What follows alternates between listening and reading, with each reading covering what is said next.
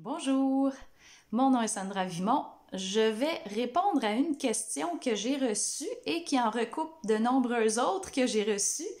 Alors, évidemment, le fait que je lise ça en ligne aujourd'hui, ce n'est pas une invitation à m'envoyer des questions. Donc, je la pose vraiment parce que je trouve que ça recoupe beaucoup de questions que je reçois. Autant dans le cadre de mes formations que dans mes vidéoconférences. Ces plateformes-là sont vraiment le bon endroit pour poser des questions parce que sinon, je ferais juste ça.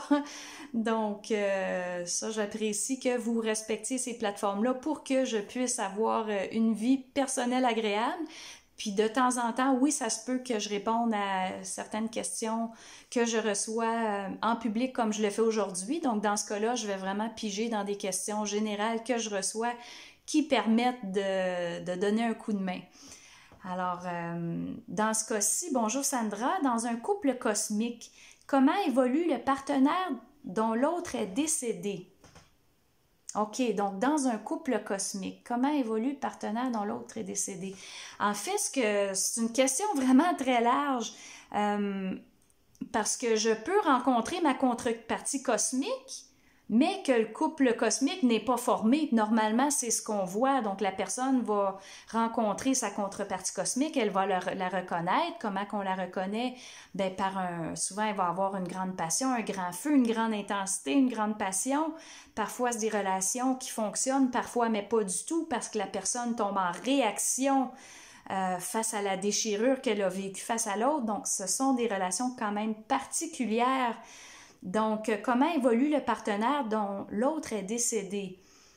OK, donc si la personne est consciente que sa contrepartie cosmique est décédée, mais elle doit savoir qu'il y en a 8 contreparties cosmiques, donc c'est pas un problème. Si c'est la contrepartie cosmique de la personne, parce que oui, on a plusieurs couples cosmiques avec qui on peut évoluer, mais il y a un seul couple cosmique avec lequel on pourrait dire qu'on peut accéder au plan supramental. Donc, dans ce cas-là particulièrement, on pourrait dire, ben moi, ça me prend mon double, l'autre personne, ça lui prend son double, et la rencontre des deux doubles fait en sorte qu'on peut accéder au plan supramental tous les deux via cette rencontre-là. Donc, si le partenaire est décédé et il a son double, ben, il n'y a pas de problème, il continue sa vie dans le plan surmental. Et moi, lorsque je vais décéder, ben, je vais le rencontrer dans le plan surmental.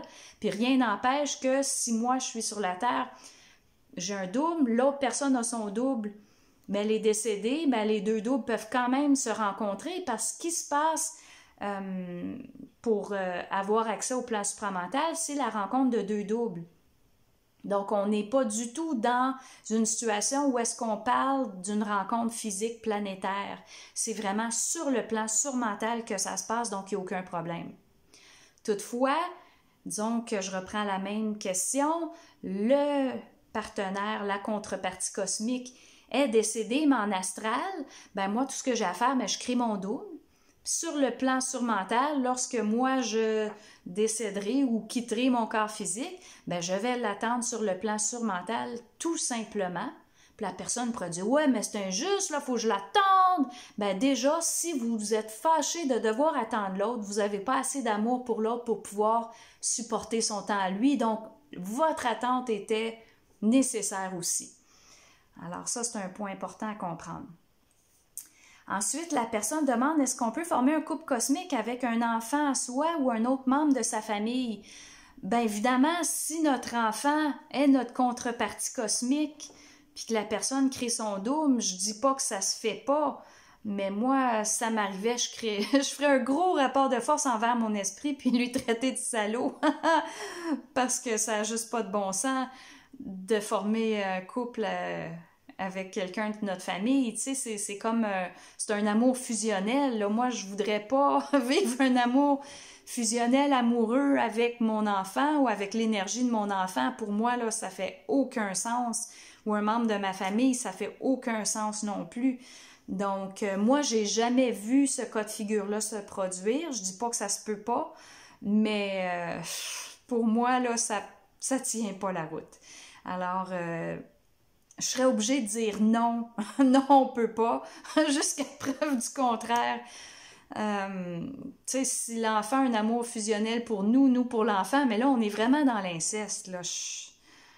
Ça marche vraiment pas. Vraiment, vraiment pas. Alors, voilà pour la réponse. Continuez à vous chercher quelqu'un d'amoureux qui n'est pas votre enfant, qui n'est pas un membre de votre famille, s'il vous plaît. Les dérives sont trop grandes ici, là, ça n'a pas de bon sens. Alors, je vous souhaite une belle fin de journée. À la prochaine.